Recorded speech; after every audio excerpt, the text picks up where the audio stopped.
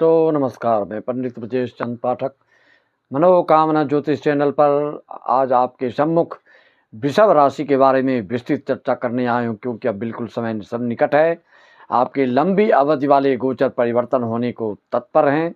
29 मार्च से शनि और 14 मई को गुरु, 18 मई को राहु केतु परिवर्तन होंगे। तो आपके साथ क्या क्या होने वाले हैं, इससे आगे पढ़ने के पहले गणेश जी का ध्यान। वक्रतुंड महाकाय सूर्यकोटि समप्रभ निर्विघ्नं कुरु मे देव सर्वकार्येषु सर्वदा। मित्रों, यजमानों, श्रोताओं, दर्शकों सभी को मेरा नमन, वंदन, अभिनंदन। आपकी 29 मार्च को जब शनि अपने कर्म क्षेत्र से आय भाव में आ जाएंगे, अपने मित्र की राशि में, गुरु की राशि में, मीन की राशि में आएंगे, तो यहाँ से यह दृष्टि भी जो डालेंगे अपने मित्र की राशि पर, तीसरी दृष्टि इनकी लग्न पर होगी। कुछ द्वंद्वात्मक स्थितियों से आपको सामना करना पड़ सकता है। यहाँ से ये दृष्टि जो आपके पंचम भाव पर सप्तम दृष्टि डाल रहे हैं, संतान भाव पर, आपकी विद्या भाव पर, आपके पूर्व जन्म के पुण्य के भाव पर, आपकी ज्ञान विवेक के भाव पर, लॉटरी सट्टा आदि के भाव पर, यह सब संयोग से आपके अच्छे योग बन रहे हैं। मीन राशि में बैठकर, आय भाव में बैठकर संतान के भाव को, शुक्र की राशि को देख रहे हैं। शुक्र की राशि वृषभ लग्न को भी तृतीय दृष्टि से देख रहे हैं। सप्तम दृष्टि पंचम भाव को देख रहे हैं।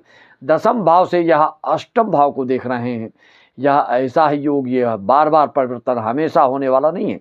यह 30 साल में आपके यह एकादश भाव में इस तरह से योग बनाकर आए हैं, जो कि आपके ये नवम भाव और दसम भाव के स्वामी होकर आय भाव में आए हैं। तो यह कुछ न कुछ ऐसा कमाल करेंगे कि जो भी वृषभ राशि के लोग जीवन पर्यंत जो परेशानियों से झेलते आ रहे होंगे, झेलते आ रहे थे, जिन किसी कुंडलियों में बहुत सारी दिक्कतों का सामना करना पड़ा होगा, जिनका सहज सरलता पूर्वक, सुगमता पूर्वक तरक्की हो गए होंगे, उनकी बात छोड़ दीजिए। जिनकी कुंडलियों में दोष है, उनके लिए भी जो वर्तमान का समय बनने जा रहा है, 29 मार्च से आपको सिर्फ सावधानी रखना है। तो 29 मार्च से 18 मई के बीच में द्वंद्वात्मक स्थिति, आर्थिक दृष्टिकोण से, शारीरिक दृष्टिकोण से, कर्म क्षेत्र के दृष्टिकोण से, उन्नति पदोन्नति अवनति के दृष्टिकोण से, हर दृष्टिकोण से, इंपोर्ट एक्सपोर्ट आदि के दृष्टिकोण से आपको इसमें सावधानी आपको रखना है। इसके उपाय कर लीजिएगा।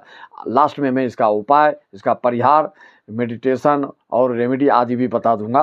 पहले जो वर्णन कर रहा था वह 30 साल में आपके इस भाव में आएंगे और फिर 2.5 साल तक ये लगातार आपको जीवन में जितने संकट, ऋण, ब्याज, संतान से कोई भी किसी तरह के अवरोध पैदा, शादी विवाह आदि सबको ये संपन्न करा देंगे।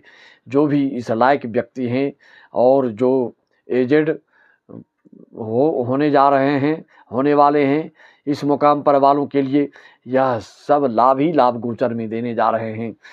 जो जीवन भर में आपकी जो ऋण ब्याज आदि किसी से परेशान थे, त्रस्त थे, व्यथित थे, व्याकुल थे, बेचैन थे, तो उससे अचानक मुक्ति मिलेगी। आपको लगेगा कि मेरा फिर दूसरा जन्म हो गया और उन्मुक्त रूप से, स्वतंत्र रूप से फिर कुछ आप करने को सोच सकते हैं। आपको देखना क्या है, ये शनि का प्रभाव आपके लिए लाजवाब है, शानदार है, जानदार है। आगे बढ़ने की मतलब, इससे आगे बढ़ेंगे। राहु आपके राशि परिवर्तन कर रहे हैं, वह आपके आय भाव से आ जाएंगे अब कर्म भाव में, वो भी अपने मित्र की राशि में, कुंभ राशि में। वहाँ से राहु का नियम है, इनकी दृष्टि भी आप जानते हैं गुरु की जैसे होती है, 5वीं, 7वीं और 9वीं। तो अगर ये यहाँ पर आएंगे तो यहाँ से राहु जब तक थे आपके आय भाव में, तब तक तो ये आपके धन भाव कई चीज़ों को दिक्कत किए हैं। और यहाँ से जब ये आएंगे दसम भाव में, तो इनकी आपकी 5वीं दृष्टि धन भाव पर, और ये 1 2 3 4 धन भाव पर, 6वीं दृष्टि आपके पराक्रम भाव पर, 7वीं दृष्टि सुख भाव पर, और 9वीं दृष्टि इनका शत्रु भाव पर पड़ रहा है। तो इससे अगर यहाँ पर ये बैठते हैं तो आपके धन भाव जो है वहाँ पर 5वीं दृष्टि राहु की पड़ रही है और 6वीं पड़ेगी आपकी, ये 7वीं दृष्टि इनकी पड़ेगी आपके सुख भाव पर। तो इसमें आपका पाप कर्तरी योग क्या बनता है, राहु के 5वीं 7वीं से आपके 6वें भाव के स्वामी मतलब चंद्र मन आपका थोड़ा व्यथित बेचैन रहेगा। तो इसके लिए इसका उपाय करना चाहिए आपको। 6वें भाव राहु 10म में आएंगे, यहाँ से 6वां गिनिए तो उसकी राशि 4 होती है, तो जो चंद्र की राशि है, तो चंद्र के उपाय करिए। शिव जी का स्तोत्र महामृत्युंजय तयक्षरी आदि का जप करने से आपको अच्छा महसूस होगा। और इनकी शत्रु भाव पर दृष्टि से आपको शत्रु आपके सामने फटक नहीं पाएंगे, आपका कुछ बिगाड़ नहीं पाएंगे। और गुरु जो 14 मई को आ जाएंगे आपके धन भाव में मिथुन राशि में, तो किंग कर्तव्य विमूढ़ावस्था में ये आपको कुछ न कुछ उधेर बुन दुविधात्मक स्थिति में फंसाएंगे, लेकिन ले देकर आपको अंततो गत्वा यह आपको लाभ कराएंगे। और जैसे जैसे समय बीतते जाएगा यहाँ पर गुरु का 18 महीना, वैसे वैसे आप तरक्की उन्नति और उत्थान प्रमोशन प्रगति आपकी होती चली जाएगी। यहाँ से राहु आपके 8म भाव को देख रहे हैं और शनि भी आपके 10म भाव से 8म भाव को देख रहे हैं। तो जो आपको विशेष बेचैनी और जो चिंता थी जीवन भर की, उनसे मुक्ति मिलने में गुरु भी आपको विशेष योगदान करेंगे। इसके लिए आपको श्री रामचरितमानस पाठ, अखंड रामायण आदि या विष्णु सहस्त्रनाम आदि का पाठ करें। राशिगत जानकारी के लिए आप इसके लिए षोडशी माता के जप तप पूजा पाठ कर सकते हैं, या आपके भगवती आप विद्याश्री आदि की भी पूजा आराधना प्रार्थना से आपको बहुत लाभ मिलने जा रहा है। और इससे आपको क्या होगा, केतु जब यहाँ आएंगे तो आपके सुख भाव में 4th भाव में भूमि वाहन माता के भाव में यहाँ जब केतु बैठेंगे तो ये भी 8म दृष्टि डालेंगे, ये 5वीं दृष्टि 8म भाव पर डालेंगे। सुख भाव में केतु के आने से थोड़ा सा आपके पारिवारिक माहौल पर थोड़ा सा ध्यान देना पड़ सकता है मित्रों, इस पर आप ध्यान दीजिएगा पारिवारिक दृष्टिकोण से। और पराक्रम भाव में चंद्र की शांति करने से भाई बंधु सगे संबंधी से आपको राहत मिलेगी, अन्यथा इनसे आपका विरोधाभास जैसे अनुभव होगा, अनुभूति होगी। राहु जो अभी तक आपके आय भाव में थे, जो 18 मई को यह राशि परिवर्तन करेंगे, इसके यहाँ रहते तक में आपके अपने बड़े भाइयों को, चाचा आदि को किसी न किसी विषम परिस्थितियों से गुजरना पड़ा होगा, शारीरिक रूप से चोट खसोट या आईसीयू में भर्ती आदि इस तरह के योग यह देते हैं यहाँ के राहु गोचर में। तो इस तरह से उनसे निजात भी मिल जाएगी आपको 18 मई के बाद। 29 मार्च से शनि आपके लिए आय के स्रोत बढ़ाने के लिए और विद्यार्जन के लिए, गुप्त रिसर्च पढ़ाई आदि के लिए भी आपकी जो विशेषता है, आपकी जो योग्यता है, आपकी जो विद्युता है, आपकी जो धीरता है, आपकी जो गंभीरता है, वह बढ़ते क्रम में जाएगा। वृषभ राशि की विशेषता आप जानते ही हैं, यह वृषभ राशि आप जानते हैं कृष्ण भगवान की भी वृषभ राशि थी। वृषभ राशि में खास करके जिनका रोहिणी नक्षत्र है तो वह और लाजवाब, सुकुमार, सुंदर, सुशील और संस्कारी होते हैं। और ऐसे लोगों के लिए यह लोग जो होते हैं अपने दुश्मनों से बदला जो लेते हैं, दुश्मन को पता तक नहीं चलता है, बड़ा ही नीति खेल कर नीति निपुणता में भी ये पराकाष्ठा पार कर लेते हैं।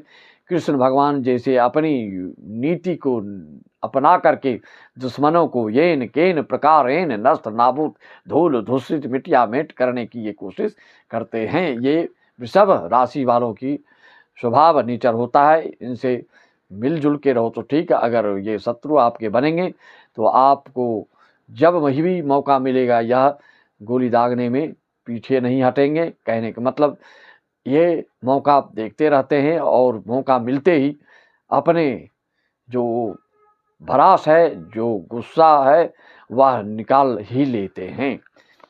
और वैसे व्यवहार कुशल होते हैं और कर्मठ होते हैं, कर्तव्य परायणता इनमें देखी जाती है। और वृषभ राशि के आप देखते हैं कि बड़े बड़े संगीतकार, साहित्यकार, लच्छेदार भाषणबाजी और अपनी व्यक्तित्व, वाक शैली से, वाकपटुता से, वाक निपुणता से, कम्युनिकेशन स्किल इनकी बहुत अच्छी होती है और यह काकू का प्रयोग करते हैं, भाषण शैली में बहुत निपुण होते हैं और इनकी बातों में लोग मोहा जाते हैं। इसलिए आप ऐसे लोग को कभी-कभी लोग ऐसे लोगों से धोखा भी खाते हैं। अगर इनकी कुंडली में सही योग हो, ऐसे लोग तो बड़े-बड़े उच्च पद पर पदस्थ होते हैं और पूरे जीवन ऐश्वर्य वैभव से परिपूर्ण होते हैं, सुख सुविधा से लैस होते हैं।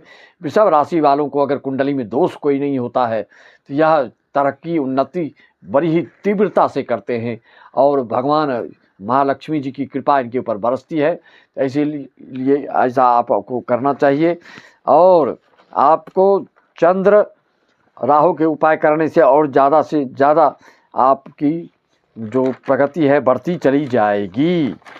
और उपाय के लिए आपके अगर कुछ दोष है कुंडली में तो उसके उपाय देखिए। उपाय के कई कारण हैं, कई विधान, इसको मैं अलग से वीडियो बना कर देना चाहता हूँ। आप रेमेडी के द्वारा भी कर सकते हैं, मेडिटेशन के द्वारा कर सकते हैं, मंत्र के द्वारा उसको उपाय कर सकते हैं, समस्या का निराकरण कर सकते हैं, स्तुति रत्न के द्वारा, रंग के द्वारा, पेड़ पौधा की सेवा के द्वारा, जानवरों की सेवा के द्वारा, जड़ी बूटी के यंत्र तंत्र बना करके, आहार विहार को जो भोजन भात करते हैं उसके भी प्रभाव से, उसको फूड एस्ट्रोलॉजी बोलते हैं, उससे भी आप अपनी भाग्य को बढ़ा सकते हैं, अपने स्वास्थ्य लाभ कर सकते हैं और हर संकट से बच सकते हैं। दान के माध्यम से, दिनचर्या के परिवर्तन से भी आप लाभ प्राप्त कर सकते हैं।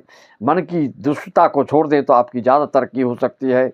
ईश्वर के प्रति समर्पण का भाव रखने से भी आप को हर संकट दूर किया जा सकता है। अंक ज्योतिष का अंक का पालन 6 अंक आपके लिए बहुत शुभ होता है और हीरा रत्न आपके लिए शुभ होता है। वृषभ लग्न वृषभ राशि वालों के लिए, मकर लग्न मकर राशि वालों के लिए, कन्या लग्न राशि वालों के लिए। वैसे आप एक बार अपनी कुंडली 501 में सारी जानकारी प्राप्त कर सकते हैं। मात्र 501 डालकर आप हमको व्हाट्सएप पे स्क्रीनशॉट भेज देंगे, आपको सारी जानकारी मिल जाएगी। 6 मुखी रुद्राक्ष भी धारण से आपको स्फटिक की माला धारण कर सकते हैं। सत्संग आदि से भी वृषभ राशि लग्न वालों को श्रीमद् भागवत महापुराण आदि कराने से बड़ी उपलब्धि प्राप्त हो जाती है। जो जिस क्षमता के लायक है, जो जिस स्थिति में, जो जितना बड़ा कार्य करते हैं पूजा पाठ से, उतनी ही बड़ी उपलब्धि आपको प्राप्त होती है। भजन के माध्यम से प्रतिदिन आधा घंटा भजन करें, अपनी देवी माता दुर्गा माता आदि को विष्णु सहस्रनाम आदि का करें तो उससे भी समस्या का हल हो सकता है। यह छोटा मोटा उपाय है। विशेष उपलब्धि के लिए जितनी तैयारी, आप जितनी बड़ा पद चाहते हैं उतनी बड़ी तैयारी कर सकते हैं। वास्तु दोष भी आपके घर मकान में आदि में नहीं होना चाहिए। चंदन शिखा आदि का पालन, कलावा मोरी धागा आदि नहीं पहनने से भी भाग्यहीनता के लक्षण दिखने लगते हैं। इन सब चीज़ को उपाय करिए। कुछ न कुछ प्रतिदिन पूजा पाठ, चंदन टीका, मौली धागा, शिखा बंधन आदि करते रहने से आपका धर्म, आपके भगवान, आपके इष्ट देव, आपकी कुल देवी आपके ऊपर छत्र छाया, आपके ऊपर कृपा बरसाती हैं। इसलिए इन सब चीज़ को कभी छोड़े ना। जो छोड़ते हैं तो उनके आगे के जो वंश हैं वह धर्म भी परिवर्तन कर लेते हैं। जब धर्म परिवर्तन होता है तो नाना प्रकार के रोग आदि व्याधि उस व्यक्ति को ग्रसने लगता है। फिर धीरे धीरे 1-2 पीढ़ी में जाकर उसके वंश ही नष्ट नाबूद होने लगता है। इसलिए धर्म को बोलते हैं पकड़ कर चलना चाहिए। जो धर्म को नहीं पकड़ता है उसके खानदान, उसके कुल, उसके वंश धीरे धीरे उत्तरोत्तर उसकी वृद्धि नहीं होती है, अवनति होती चली जाती है, संस्कारहीन होते चला जाता है। खाली पैसा करने से कुछ नहीं होता है। वह बाद में चल के किसी धर्म का ना रहता है, ना ईसाई होता है, ना मुसलमान होता है, ना हिंदू होता है। सनातनी होके भी वह सनातन धर्म के कुछ उसमें लक्षण ना दिखे तो वह किस काम के, जो जिस धर्म का होता है, जो जिस के लायक होता है वह कर्म वो करेगा, तभी न वह उसकी उपाधि वो उस चीज़ से दी जाएगी और उस चीज़ से उसको संबोधित किया जाएगा। अगर वह कुछ नहीं करते हैं, आप सनातनी हैं, पूजा पाठ नहीं करते हैं, चंदन नहीं करते हैं, शिखा नहीं रखते हैं, कुछ पूजा पाठ नहीं करते हैं तो किस चीज़ सनातनी? आपको धर्म, भगवान की कृपा, श्रेष्ठों की कृपा, मंत्रों की कृपा, किसी की आपकी कृपा आपके ऊपर नहीं बरसेगी। पैसा रहते हुए भी आप बेचैन, व्यथित, व्यग्र, व्याकुल होते रहेंगे, रोते रहेंगे। अनेक प्रकार की आदि व्याधि से भी व्याकुलता आपकी महसूस होती रहती है। इसी वाणी के साथ मैं अपने वाणी को विराम देता हूँ। 2026 के लिए भी मेष राशि से मीन राशि का वीडियो बनाकर प्रस्तुत करने जा रहा हूँ। मूलांक के हिसाब से भी और मासिक राशिफल के हिसाब से भी आपको बताते जा रहा हूँ। तो इस तरह से आपकी लंबी अवधि वाली जो है राहु केतु शनि गुरु जो आपके परिवर्तन होने वाले हैं 29 मार्च को, 14 मई को, 18 मई को, इसमें आपको सावधानी, आपको 29 मार्च से 18 मई के बीच विशेष कर लीजिए पहले से। बाकी ग्रह गोचर के लिए आप बिल्कुल बेफिक्र रहिए। लाजवाब आपका इस साल में जनवरी फरवरी भी अच्छा रहा है और आने वाले समय में आपका अप्रैल मई अगस्त भी बहुत अच्छा जाने वाला है। ये पहले से आगाह आपको करा रहा हूँ। इस महीने में ज़्यादा से ज़्यादा लाभ कमाने की कोशिश आप करिए और आपका उन्नति प्रमोशन हो सकता है। सभी को राम राम, जय श्री राम, ओम नमः शिवाय, हरि ओम तत्सत, जय श्री सत्य।